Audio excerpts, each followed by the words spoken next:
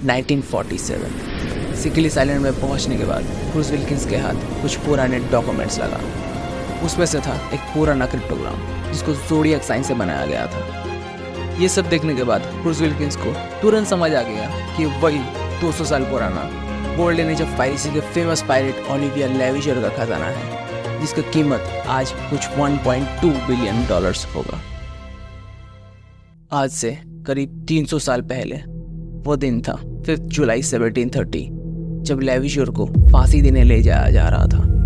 तभी उसने जमा हुआ भीड़ की तरफ एक क्रिप्टोग्राम फेंका और कहा, मेरा खजाना उसका जो इसको समझकर खजाने तक पहुंच पाएगा। इसके बाद बहुत सारे लोग उस खजाने को ढूंढने की कई अनगिनत कोशिश किए थे, मगर किसी के हाथ वो खजाना नहीं लगा और सदियों तक वो खजाना जमीन के नीचे कहीं दबा हुआ रहा। लेकिन सिर्फ 200 सालों तक ही, क्योंकि 1923 में मिस रोज सेवॉय को सिकिलिस आइलैंड के गुफा में कुछ पेंटिंग्स मिले। फिर इसके बाद गवर्नमेंट इन्वेस्टिगेशन जारी रखा। उन लोगों को 2 इंसानों का अवशेष मिला जो लेविशर के टाइम में पायरेट हुआ करता था, मगर इन्वेस्टिगेशन वहीं रुक गया। इसके बाद एक बार फिर से खजाने का खोज शुरू हुआ 1947 में। अब इस खजाने को ढूंढना ब्रूस विल्किंस का मिशन बन गया। मगर यहाँ एक प्रॉब्लम आ गया। खजाने का असली नक्शा सिर्फ लेविशर के पास मौजूद था, जो अभी भी गायब है। असल में लेविशर का नेकलेस के अंदर एक कपड़े का टुकड़ा था जो खजाने तक ले जाने का असली नक्शा था। 1718 में लेविशर जब ब्राजील से लौट रहा था, तभी मैडागास्कर गवर्नमेंट उसके पीछे पड़ गया और भाग दौड़ में वो नेकलेस और खजाने तक पहुंचने का क्लू दोनों ही खो गया। अब ब्रूस विल्किंस भी कहाँ रुकने वाला था। उसने गवर्नमेंट से फंडिंग के साथ और भी मॉडर्न इक्विपमेंट्स का हेल्प मांगा और सिकिलिस आइलैंड में रिसर्च शुरू किया। विल्किंस इतना ऑब्सेस्ड था कि खुद का पैसा लगाने की वजह से बहुत बार घर वालों से डांट खा चुका था। अचानक उसके हाथ फ्रेंच लाइब्रेरी का 200 साल पुराना डॉक्यूमेंट लगा, जहाँ से उसको पता चला 1720 में लेविशर के हाथ बहुत बड़ा लूट लगा था। असल में एक खजाने से भरा हुआ पोर्तुगीज शिप समुद्री तूफान से निकलने के बाद मरम्मत करवाने रियूनियन आइलैंड लौट रहा था। तभी लेविशर को उसके जिंदगी का सबसे बड़ा सुनहरा मौका मिला, क्योंकि वो शिप तूफान से बचने के लिए मजबूरी में 72 कैनन्स समुद्र में फेंक दिए थे, जिसके कारण लेविशर बिना लड़ाई के ही वो खजाना अपने नाम कर लिया।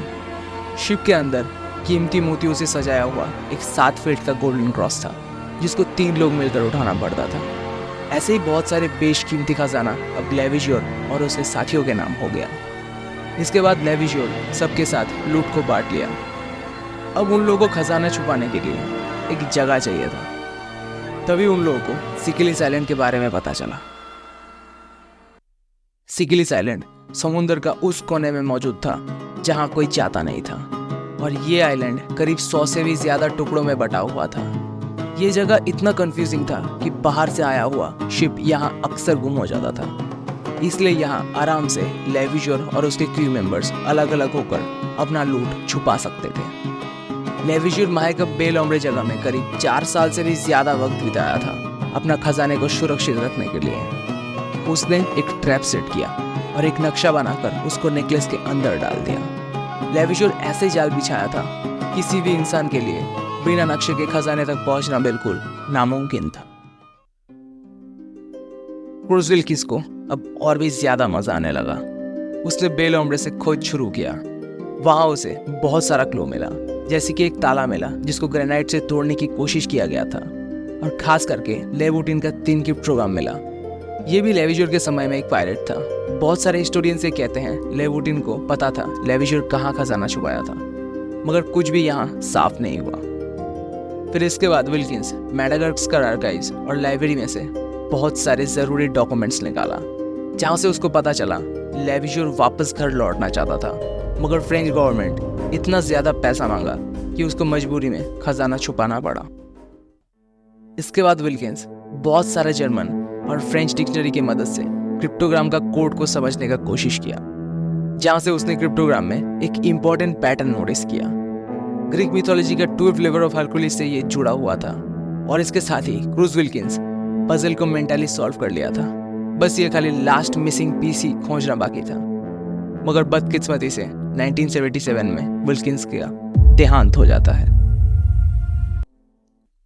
क्रूज विल्किंस के बेटे जॉन को उसका पापा का काम पसंद नहीं था, मगर इस हादसे के बाद जॉन को उसके पापा का 27 साल का मेहनत और उनके पूरे जिंदगी का मतलब समझ आया। जॉन समझ चुका था कि इस खजाने को ढूंढना उसके नसीब में लिखा है और अब खजाना ढूंढना उसका न्यू मिशन बन गया। इसके बाद जॉन विल्किंस सिकलिस आइलैंड से खोज शुरू किया। उसने सोचा उसके पापा अब तक हर एक पैतरा आजमा चुका था, बस अब खाली एक सालों पुराना आखिरी पैतरा ही बचा था। वो था लेविजोर के दिमाग के अंदर घुस के देखना कि वो क्या सोच के खजाना छुपाया होगा। हालांकि आज भी ये खोज चालू है और ऐसे ही हजारों ट्रेजर हंटर्स अपने जिंदगी का सफर में निकल चुके हैं। वन पीस के राइटर ने गोल्डी रॉजर के खजाने का आइडिया इस रियल ओलिवियर लेविजोर के खजाने के ऊपर बेस्ड है।